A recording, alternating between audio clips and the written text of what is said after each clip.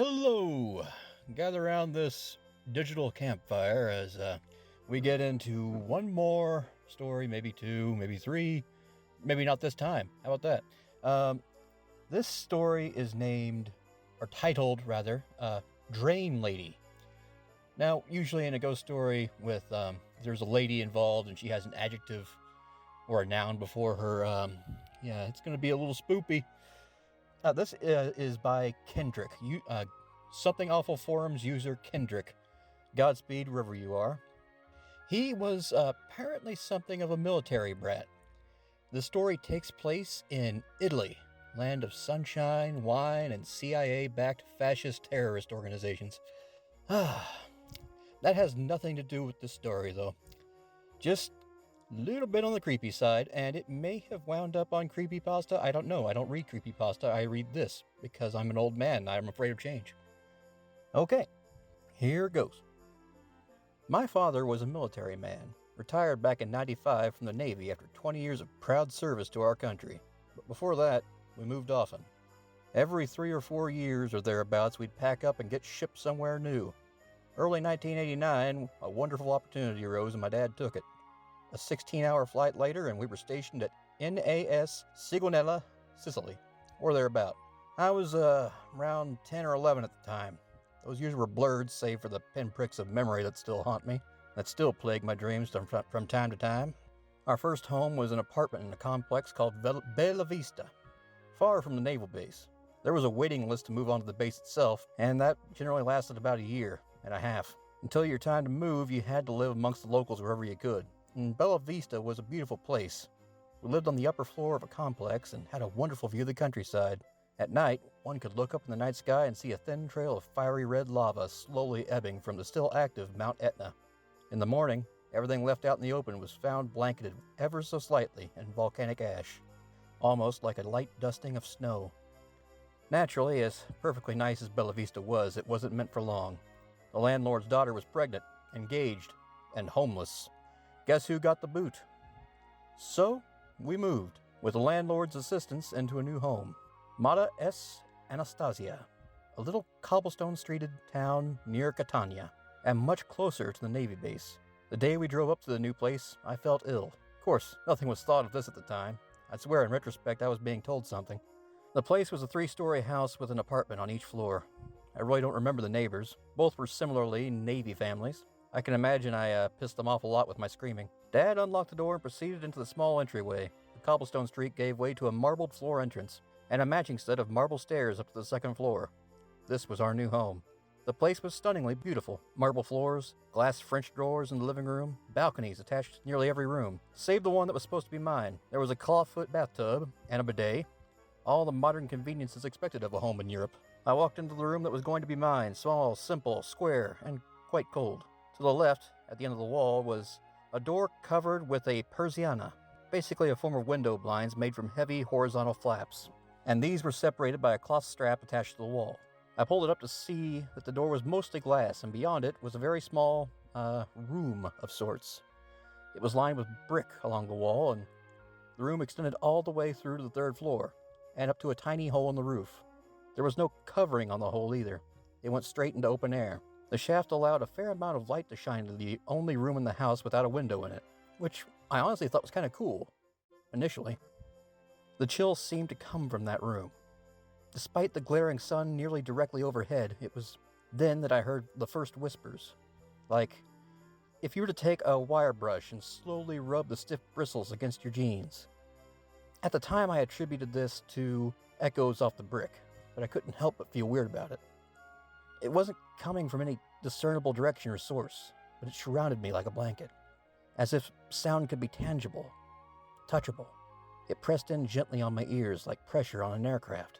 I turned to leave, and I noticed a glinting nausea increased when I saw it.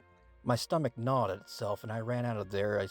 I swear I saw the drain cover jiggle, just a little, on my way out. I lowered the persiana and quickly rejoined my family in the living room, shaking and sick as a dog. Now, granted, a little brick room was far from the norm for paranormal, ghosty stuff, but try telling that to whatever was in there. For weeks and weeks, I'd get up the nerve to open that persiana and risk a peek.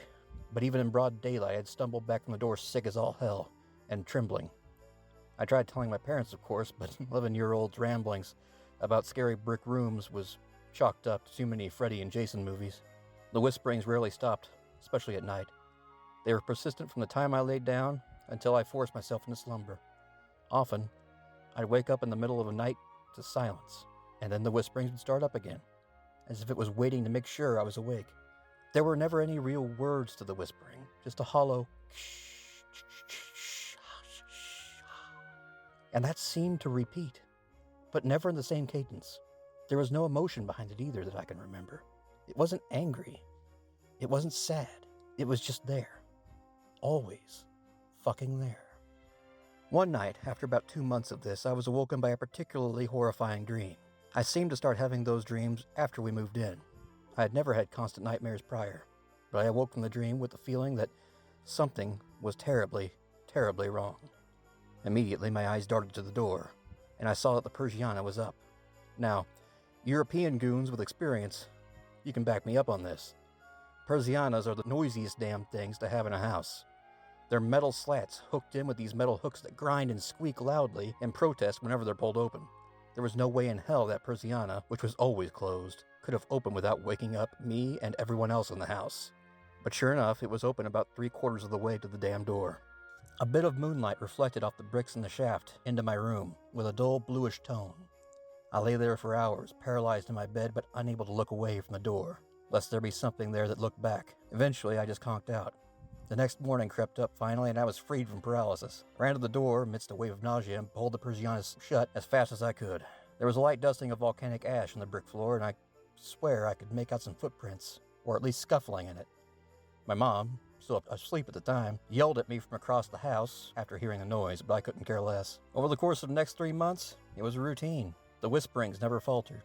The Persiana would be found at least 2 to 3 times a week opened, and the blackness of the room would stare out at me. Then, one night, it was different, and I still have nightmares about this incident. It makes me cringe and want to curl up in a ball whenever I conjure it up. I had awoken again, in the midst of a terrible nightmare, and sure enough, the Persiana was up, but this time it was all the way up. The moonlight was barely filtering in that night, but I'd swear I could make something out there in that room. It felt like it was just at the right angle for me to see whatever it was, and if I were to move the slightest bit, I'd lose sight of it. It was a small sphere that shimmered like a soap bubble does, but it was so faint I could barely make it out. I watched as it hovered there for the longest time. It began to shrink like some old TVs used to do when you turn them off, shrink into a tiny dot of light. But before it winked out, it flashed and expanded. It did so, and then solidified into the form of a woman. She looked to be in her early to mid-30s, dark curly hair, a local Sicilian by looks. When she became whole and solid, she began shrieking and pounding on the glass doors with both fists. Her head swiveled wrong on her neck, shaking back and forth like if you put a tea kettle on a stick and shook it around. Her eyes were completely black and full of anger and hatred. The skin around her neck flapped loosely, giving me glimpses of her teeth and tongue, and her hair was tossing around violently. Some sort of liquid oozed in small parts from the corner of her mouth, and flecks of whatever it was flew as she shrieked. Her screaming was horrific and nonsensical, and all I could do was scream back. My dad charged into the room to my bed, thinking I was having another nightmare. She shrank back from the door and slithered down the drain somehow.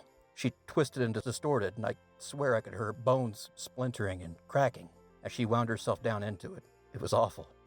And to this day, Dad says he never heard anyone scream like that before. I often joke if he meant me or her. Okay, that was the drain lady. I hope you enjoyed that.